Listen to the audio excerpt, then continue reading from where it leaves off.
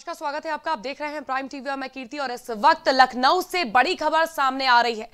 जी हां, राजधानी लखनऊ में फिर बढ़ेगा ठंड का प्रकोप। एक दो दिन में और बढ़ेगी ठंडक। लखनऊ से इस वक्त की बड़ी खबर। मौसम वैज्ञानिक डॉक्टर जेपी गुप्ता ने दी जानकारी।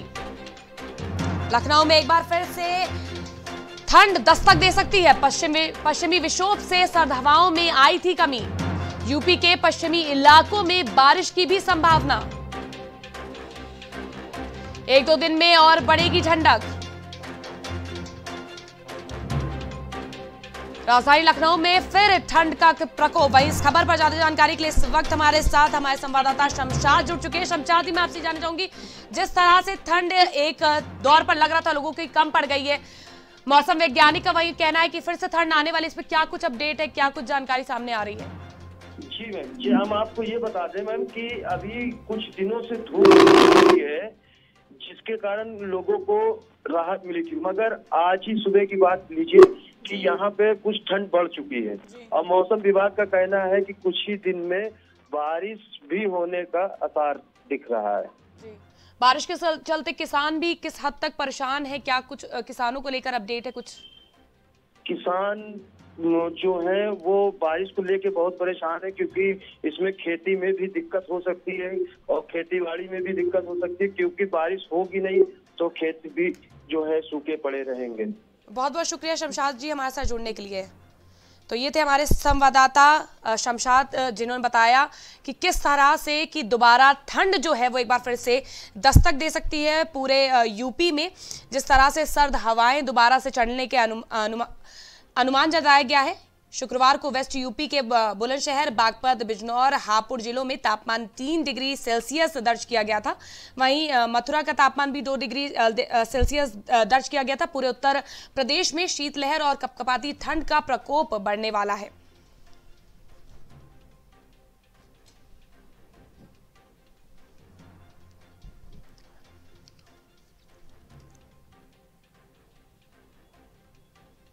वहीं दिल्ली से इस वक्त की बड़ी खबर सामने आ रही है। दिल्ली से इस वक्त की बड़ी खबर। बीजेपी अध्यक्ष जेपी नड्डा कल जाएंगे बंगाल। बंगाल में रोड शो करेंगे जेपी नड्डा। कोर कमेटी की बैठक में भी होंगे शामिल। दिल्ली से इस वक्त की बड़ी खबर सामने आ रही है। जी हां, जहां बीजेपी अध्यक्ष जेपी नड्डा कल बंगाल दौरे पर जाएंगे। वहीं इस खबर पर ज्यादा जानकारी के लिए हमारे साथ इस वक्त फोन लाइन पर जुड़ चुके हैं हमारे सहयोगी शहबाज खान। शहबाज जी, मैं आपसे ये जानना चाहती हूँ, जिस तरह से एक महीने पहले ही जेपी नड्डा बंगाल दौरे पर थे और उन पर उनके काफिले पर जिस तरह से हमला हुआ था, उसके बाद जेपी नड्डा का ये दौरा किन मायनों में अहम माना जा रहा है? जी, बताना चाहूंगा कि टीएमसी को वहां पर जिस तरह से लगातार झटका देखने को मिल रहा है, एक के बाद एक मंत्री पद से इस्तीफा दिया जा रहा है, तृणमूल कांग्रेस को काफी झटका मिल रहा है। और वहीं आपको मालूम हो कि बीजेपी ने कुछ दिन पहले, बल्कि कुछ महीनों पहले ही ये ऐलान कर दिया था कि विधानसभा के जो चुनाव होने हैं अगले साल, उससे पहले ही अमित शाह, जेपी नड्डा और भी तमाम दिग्गज जो बीजेपी के नेता हैं, उनका जो लगातार दौरा रहेगा वो जारी रहेगा। महीने में 2 बार 3 बार जिस तरीके से बीजेपी ने कहा था कि दिग्गज नेताओं का जो जमावड़ा है वो बंगाल के दौरे पर हमेशा रहेगा। आपको बताना चाहूंगा कि टीएमसी के कुछ बड़े दिग्गज नेताओं ने अभी हाल ही में इस्तीफा दिया है, जिसके बाद से ममता को काफी झटका मिला है। और ऐसे में सुनने में ये भी आ रहा है कि जो कल उनका जो दौरा है जेपी नड्डा का, उसमें फिर कुछ टीएमसी के जो बड़े नेता हैं वो ममता दीदी का साथ छोड़कर बंगाल बीजेपी का दामन थाम सकते हैं। एक तरफ जहां ममता के तमाम नेताओं को अपनी ओर खींचने की अब भाजपा लगातार कोशिश कर रही है हालांकि, लेकिन जेपी नड्डा कहीं ना कहीं इस अपने दौरे में किसानों को भी साधने की कहीं ना कहीं कोशिश करेंगे। इसको लेकर क्या कुछ कहना चाहेंगे आप? जी बिल्कुल, उनके कार्यक्रम में एक बात और सामने आई है कि हो सकता है कि जेपी नड्डा कल कुछ किसानों के घर पर भी जाएं। जैसे कि आपको पता था कि कल अमित शाह ने भी बैठक करी देर रात, जब कोई समाधान नहीं निकला। और अब आज जो कल उनका जो दौरा है जेपी नड्डा का, उसमें भी ये सुनने में आ रहा है कि एक मुट्ठी कार्यक्रम का जो आयोजन है वो किसी किसान के घर में जेपी नड्डा कर सकते हैं। तो एक मुट्ठी चावल जो परियोजना ये चला रहे, आपको लगता है क्या जेपी नड्डा का जो दौरा है होने वाला है बंगाल में, वो क्या कहीं ना कहीं मददगार साबित होगा भाजपा को? जिस तरह से कृषि कानून के विरोध में लगातार किसान आंदोलन कर रहे हैं, तो उससे कुछ फायदा मिलने वाला है क्या? जी बिल्कुल, बताना चाहूंगा कि जहां एक तरफ देश भर में किसानों का जो आंदोलन है वहीं जो जारी है, तो वहीं दूसरी तरफ सरकार भी उनको तरह तरह से मनाने की जो है कवायद जो है वो कर रही है लगातार। चाहे वो अमित शाह हो, चाहे जेपी नड्डा या तमाम दिग्गज बीजेपी के जो नेता हैं, वो लगातार कोई ना कोई, चाहे वो कोई योजना हो और चाहे वो कोई कार्यक्रम हो, वो लगातार किसानों को अपने अपने मनाने की कोशिश कर रही है। बहुत बहुत शुक्रिया शहबाज जी हमारे साथ जुड़ने के लिए। तो ये थे हमारे संवाददाता शहबाज खान। इसी के साथ मैं बता दूं, जेपी नड्डा का ये दौरा बहुत अहम माना जा रहा है। जैसे कि इससे पहले 1 महीने पहले ही उनका दौरा था बंगाल में, और उनके जिस तरह से उनकी गाड़ी पर पथराव किया गया पश्चिम बंगाल में, हालांकि आरोप कई लगे लेकिन साबित कुछ नहीं हुआ। कोर कमेटी की बैठक भी है, वो भी अहम मानी जा रही है। वहीं इस अपने दौरे से जेपी नड्डा तमाम किसानों को साधने की कोशिश करेंगे। एक मुट्ठी चावल परियोजना भी शुरू करने वाले हैं, जिसके तहत वो किसानों के घरों में चावल एकत्र करेंगे और उन्हें नए कानून के लाभ के बारे में बताएंगे। राज्य में अप्रैल मई में विधानसभा चुनाव होने की संभावना है। पार्टी सूत्रों ने कहा कि हमारी पार्टी अध्यक्ष की मुहिम शुरू करने के बाद हमारे कार्यकर्ता राज्य के 48,000 गांवों में किसान के घरों में जाकर चावल एकत्र करेंगे और उन्हें नए कृषि कानूनों के बारे में बताएंगे। नड्डा जी अपनी यात्रा में रैलियों को संबोधित करेंगे, एक किसान के आवास पर दोपहर का भोजन भी करेंगे और ग्राम सभा की बैठक भी करेंगे। जेपी नड्डा की अहम बैठक मानी जा रही है। किसानों को साधने की कोशिश करेंगे जेपी नड्डा।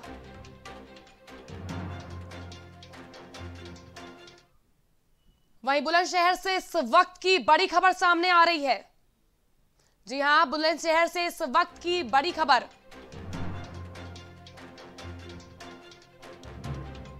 जहरीली शराब से 4 की मौत, कई लोग गंभीर। बुलंदशहर से इस वक्त की बड़ी खबर। गांव में अवैध रूप से बिक रही है शराब।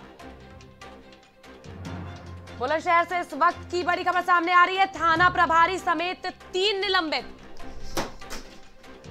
बुलंदशहर से इस वक्त की बड़ी खबर सामने आ रही है।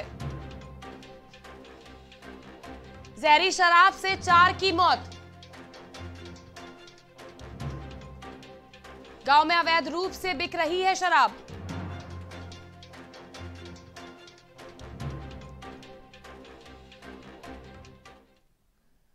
सरकार और नए कृषि कानूनों का विरोध कर रहे प्रदर्शनकारी किसान संगठनों के बीच आज 8वें दौर की बातचीत होने जा रही है। किसान वार्ता से एक दिन पहले गुरुवार को अपने अपने रुख पर अड़े रहे। प्रदर्शनकारी किसानों ने 3 नए कृषि कानूनों को वापस लेने की अपनी मांग को लेकर ट्रैक्टर रैलियां भी निकाली, जबकि केंद्र ने इस बात पर जोर दिया कि वो इन कानूनों को वापस लेने के अलावा हर प्रस्ताव पर विचार के लिए तैयार है। देखिए इस पर हमारी ये खास रिपोर्ट।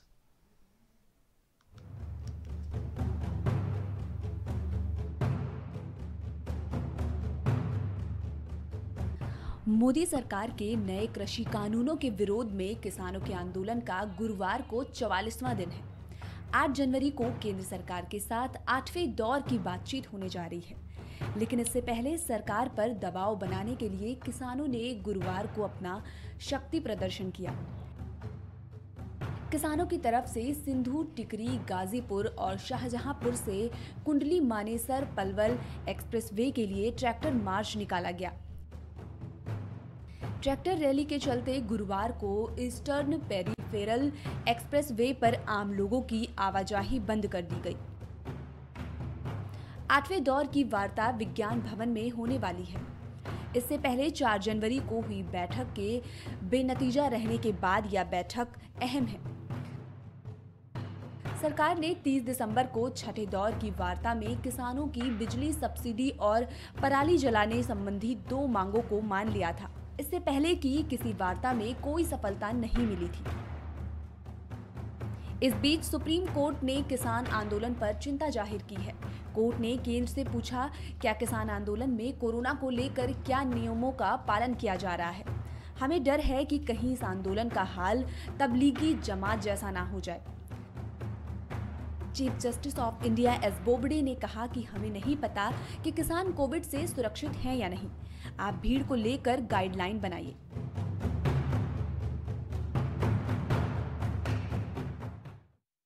पाकिस्तान में शिया सुन्नी की लड़ाई अक्सर देखने को मिलती है और कभी कभी ये लड़ाई इतनी भयानक हो जाती है कि इसमें कई लोग मारे जाते हैं। एक बार फिर पाकिस्तान में शिया सुन्नी का विवाद बढ़ गया है। पाकिस्तान में बलूचिस्तान के 11 शिया हजारों मजदूरों की हत्या कर दी गई। उसके बाद पाकिस्तान में शिया सुन्नी विवाद काफी ज्यादा बढ़ गया है।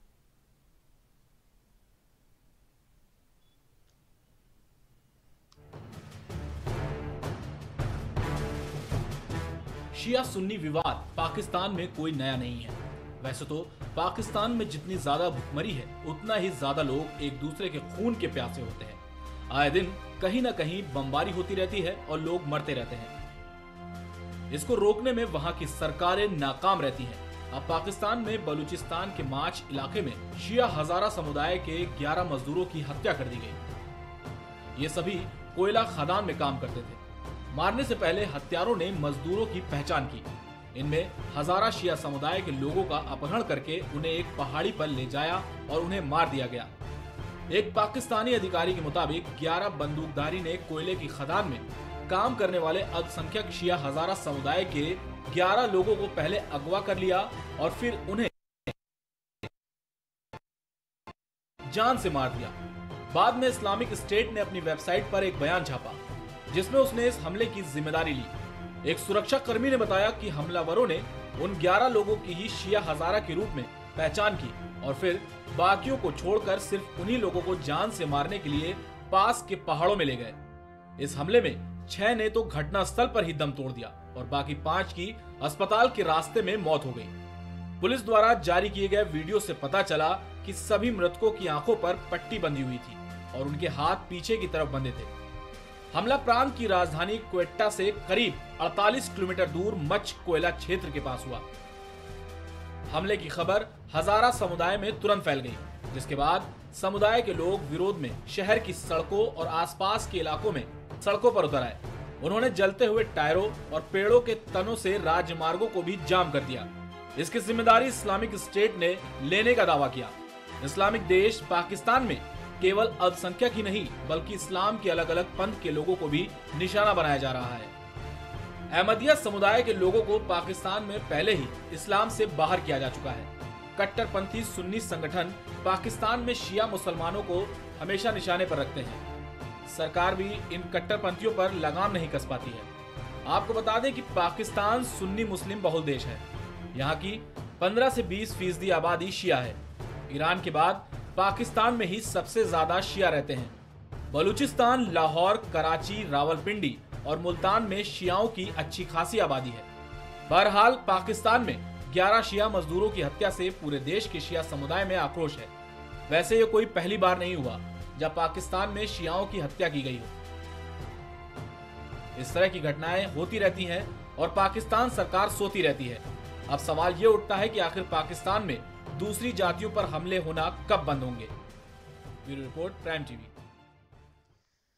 देश में विकास कार्यों को तेजी से बढ़ाने के लिए सरकार कई तरह की योजनाएं चला रही है, लेकिन यूपी के कई जिले अभी भी विकास से कोसों दूर दिखाई दे रहे हैं। आज हम आपको हमीरपुर से जुड़ी हुई एक ऐसी ही तस्वीर दिखाना चाहते हैं। देखिए इस पर हमारी ये खास रिपोर्ट।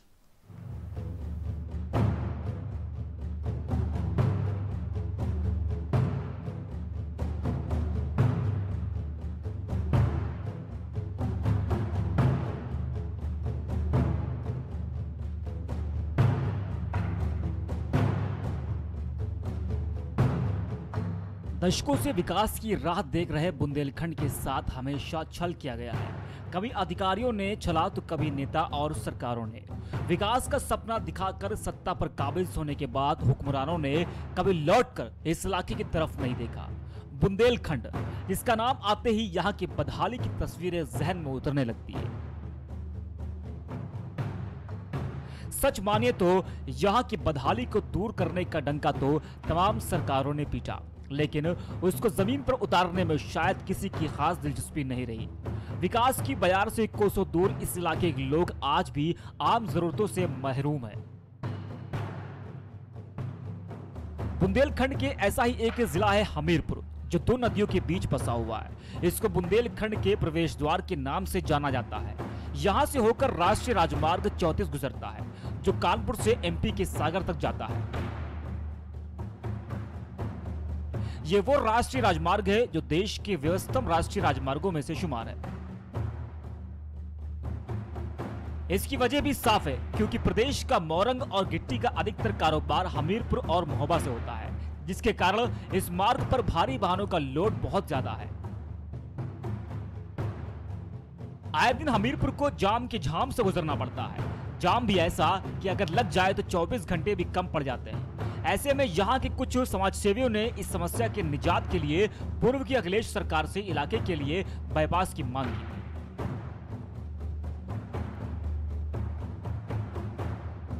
लगातार उठ रही इस मांग को पूर्व मुख्यमंत्री अखिलेश यादव ने स्वीकार कर 9 किलोमीटर लंबे 4 लेन बाईपास का ऐलान कर दिया। अखिलेश यादव के द्वारा दी गई इस सौगात से इलाके के लोगों के चेहरे खिल गए थे। चेहरों पर खुशी भी लाजमी थी, क्योंकि हमीरपुर की बेतवा और यमुना नदियों पर बने पुलों की मियादें पूरी है। यमुना पर बना पुल सपा सरकार समय से कई बार टूट चुका है। इसके बाद महीनों के लिए हमीरपुर से कानपुर और राजधानी लखनऊ के आवागमन प्रभावित हुआ है।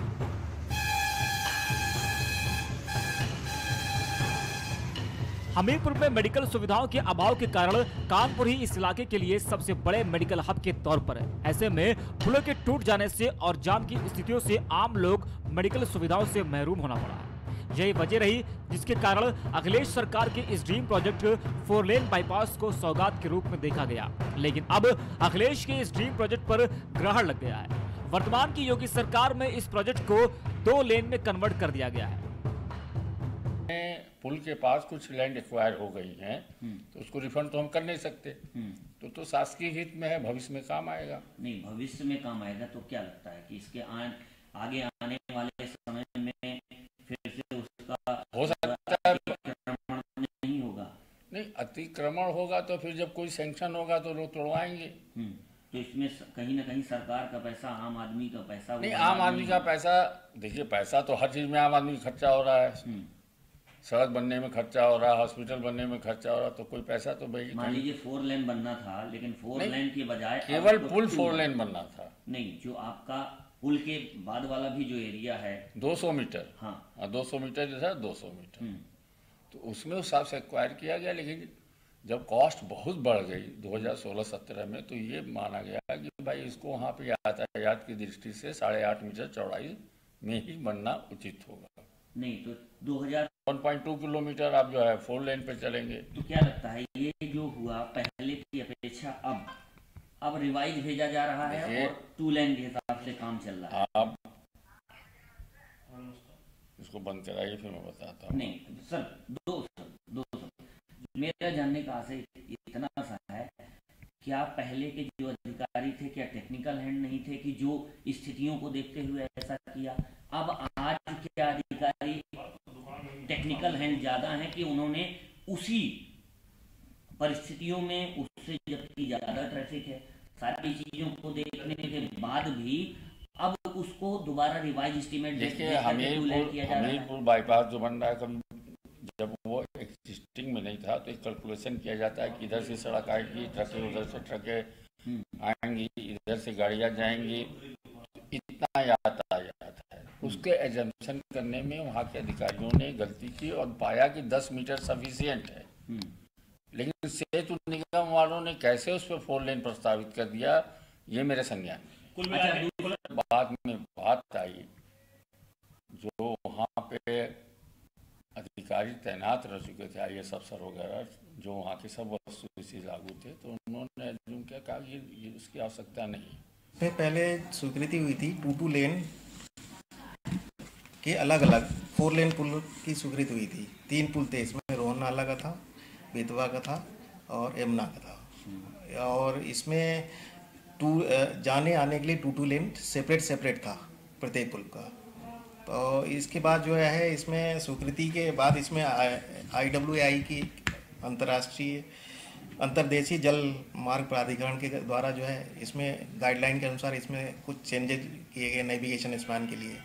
तो उसमें इनकी मिनिमम क्राइटेरिया था, वर्टिकल क्लियरेंस का था वो हॉरिजॉन्टल क्लियरेंस का, और रिवर क्लासिफिकेशन 3 में आता है ये। तो इसमें उसके आधार पर GAD गठित की गई और एक रिवाइज किया गया ये। तो रिवाइज करने पे जो आया तो अब ये निर्णय लिया गया, उच्च स्तरीय निर्णय लिया गया कि इसको आप जो है 2 लेन पुल ही इस पे बनाया जाना है। वर्तमान में ये स्थिति है। विभागीय सूत्रों के मुताबिक शासन में बैठ एक बड़े हुक्मरान ने इस पूरे प्रोजेक्ट में पलीता लगा दिया है। वो बड़े साहब कभी हमीरपुर जिले में बड़े पद पर शुमार थे। उन्होंने अपनी एक रिपोर्ट शासन को क्या सौंपी, सरकार ने भी साहब पर भरोसा जताते हुए इस पूरे प्रोजेक्ट की वोट लगा दी। उन बड़के साहब द्वारा सरकार को यह बताया गया कि क्षेत्र को 4 लेन की आवश्यकता ही नहीं है, यहाँ तो 2 लेन से ही काम चल जाएगा। अरे वाह साहब, जब अखिलेश सरकार ने 2016-2017 में यानी कि 4 साल पहले इस प्रोजेक्ट का शासनादेश जारी किया था, तब 4 लेन की जरूरत बताई गई थी और अब 4 साल बाद 2 लेन की। शासन में बैठे बड़के साहब कौन सी गलत पढ़कर बैठे हैं, ये किसी के गले नहीं उतर रहा है। अब सवाल यह उठता है कि या तो अखिलेश सरकार में 4 लेन पास करने वाले अधिकारी नॉन टेक्निकल थे या फिर इस सरकार में बैठे ऐसे बड़े अधिकारी ज्यादा काबिल हैं।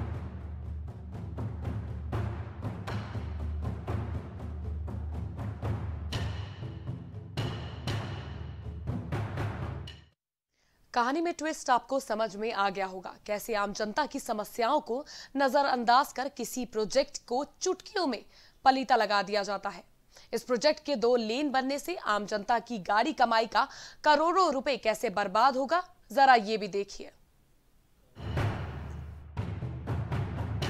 दरअसल 4 लेन बाईपास के पास होने के बाद 2017 में ही लोक निर्माण विभाग के द्वारा बेतवा और यमुना नदियों सहित रोहन नाले के दोनों तरफ जमीनों के अधिग्रहण हुआ। 4 लेन के हिसाब से 60% से ज्यादा जमीन अधिग्रहित कर ली गई। ये तस्वीरें बता रही कि इस जमीन पर मिट्टी का काम भी 4 लेन के हिसाब से किया जा चुका है। लेकिन अब इन पुलों को 2 लेन किए जाने से जमीनों के अधिग्रहण पर खर्च किया गया करोड़ों रुपए बर्बाद हो जाएगा। अब जरा इन तस्वीरों को देखिए। उन पुलों की तस्वीरें हैं जिनके निर्माण का कार्य जनवरी 2020 से ही 4 लेन के हिसाब से शुरू हुआ था। बेतवा और यमुना नदी पर निर्माण कार्य चल रहा है, वहीं रोहन नाले पर 4 लेन पुल बनाया जा चुका है। बेतवा नदी पर एक पुल के सारे पिलर बनाए जा चुके हैं और दूसरे पुल के 3 पिलर भी खड़े किए जा चुके हैं। ऐसे में इन 3 पिलरों सहित नाले पर बने पुल पर खर्च किया गया करोड़ों रुपए की बर्बादी का जिम्मेदार कौन होगा?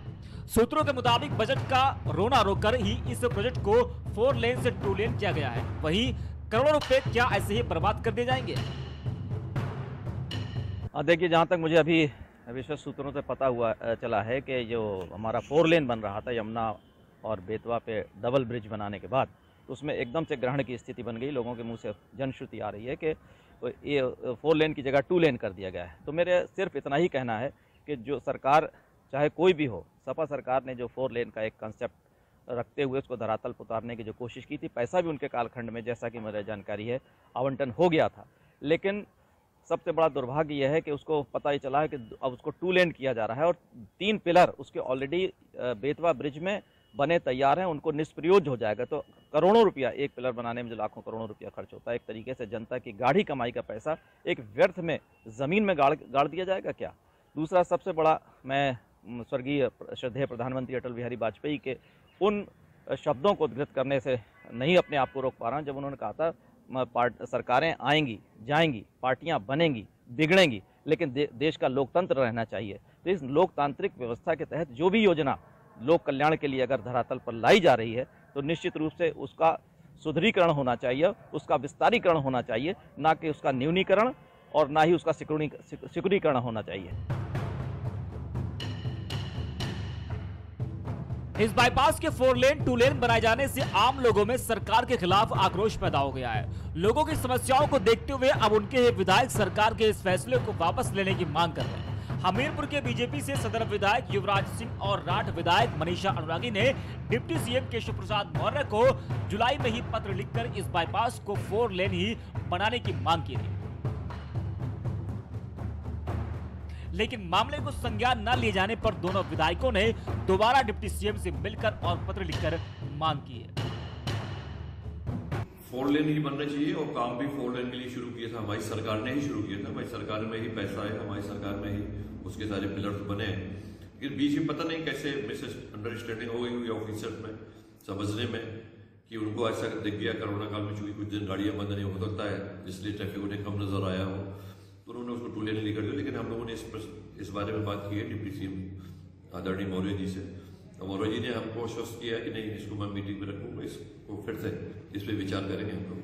और चूंकि उनके संज्ञान में शायद ये नहीं था कि जाम इतना ज्यादा लगता है यहाँ पे, जाम यहाँ पे काफी लगता है, चूंकि ट्रैफिक कम था तो हो सकता उसी समय की समीक्षा करके उन्होंने उसको 2 लेन में कन्वर्ट कर दिया। पीडब्ल्यूडी विभाग के चीफ इंजीनियर हैं, उनका साफ तौर पर कहना है कि अब आवश्यकता नहीं है और 4 लेन की जगह 2 लेन से ही काम हो जाएगा, क्योंकि उन्होंने सर्वे कुछ ऐसा कराया है। तो मैं इस विषय में कुछ नहीं कह सकता क्योंकि मेरी कोई ऐसी बात हुई नहीं उनसे। मेरी डायरेक्ट सीएम साहब से बात हुई, डिप्टी सीएम साहब से, और मैं था और मेरे साथ 8 विधायक भी थे, हम मनीषा जी भी थे, और दोनों लोगों को उन्होंने आश्वस्त किया। और अभी हम 3 दिन पहले ही मिले उनसे, इससे पूर्व में भी दे आए थे उनको पत्र, उन्होंने कहा था हम इस पर कंसिडर करेंगे, विचार करेंगे, देखिए आता है, और अगर कोई ऐसी बात आती है तो हम लोग फिर से एक बार मिलेगा, इसको 4 लेन ही बनवाने का प्रयास करें और ताकि यहाँ का जाम हो सके और पब्लिक की समस्या सॉल्व हो।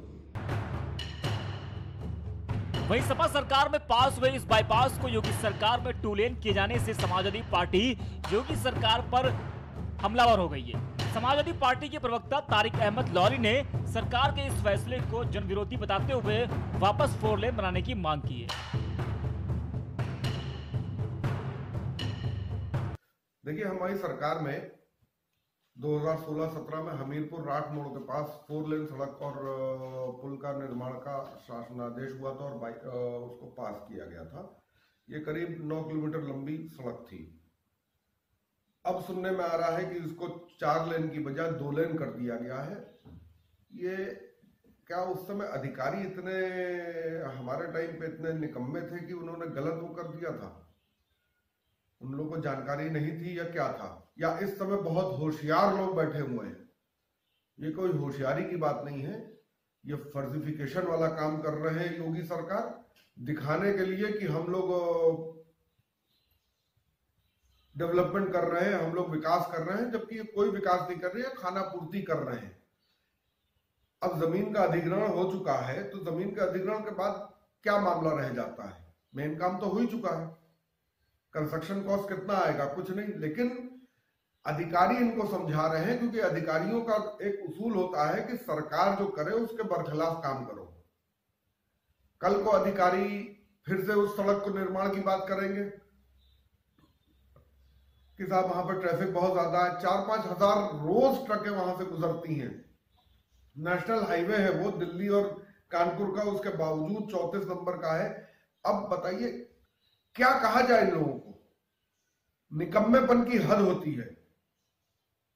और योगी जी कह रहे हैं कि हम बहुत अच्छा विकास कर रहे हैं। कौन सा विकास कर रहे हैं योगी जी? नफरत का? नफरत के अलावा और कोई विकास ही नहीं कर रहे हैं। डेवलपमेंट हम लोग जो कर रहे हैं तो उसी का फीता आज तक काट रहे हैं। हमीरपुर की बदहाली और तंगहाली के बीच अखिलेश सरकार के द्वारा दिए गए इस बाईपास से लोगों में जहां खुशी थी, अब आक्रोश दिखाई दे रहा है। अखिलेश सरकार के इस ड्रीम प्रोजेक्ट को योगी सरकार में 2 लेन किए जाने के बाद सरकार की कार्यप्रणाली पर सवाल उठना शुरू हो गए हैं। अब देखने वाली बात ये होगी, योगी सरकार आम जनमानस की समस्याओं के समाधान और अपने विधायकों की मांग पर क्या फैसला लेती है। Output desk, prime TV.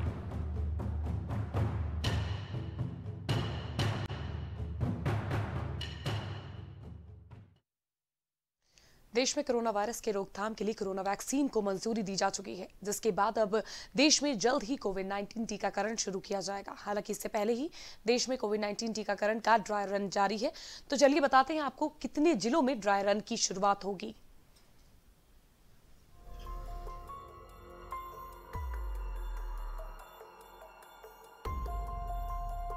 देश में कोरोना टीकाकरण के ड्राई रन की शुरुआत हो रही है। उत्तर प्रदेश और हरियाणा को छोड़कर देश के सभी राज्यों और केंद्र शासित प्रदेशों के सभी जिलों में कोरोना टीकाकरण का ड्राई रन किया जाएगा।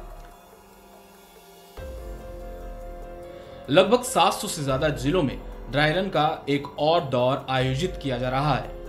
कोरोना वैक्सीन को मंजूरी मिलने के बाद सरकार ने ट्रांसपोर्टेशन की तैयारियां भी पूरी कर ली हैं। सरकार ने हवाई मार्गों से वैक्सीन की आवाजाही को लेकर पूरा प्लान तैयार कर लिया है। सूत्रों के मुताबिक देश के कई एयरपोर्ट्स पर यह प्रक्रिया जल्द शुरू हो सकती है। खबर है कि वैक्सीन की आवाजाही का केंद्र पुणे होगा। वहीं पैसेंजर हवाई जहाजों का इस्तेमाल भी वैक्सीन की आवाजाही में किया जाएगा।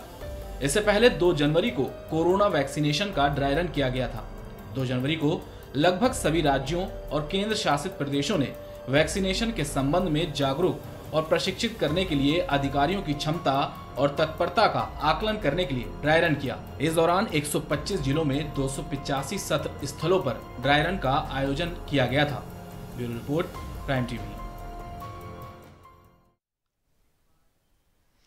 हमारी खास रिपोर्ट में फिलहाल के लिए बस इतना ही। फिर हाजिर होंगे देश और दुनिया की तमाम खास खबरों के साथ। तब तक के लिए आप देखते रहिए प्राइम टीवी।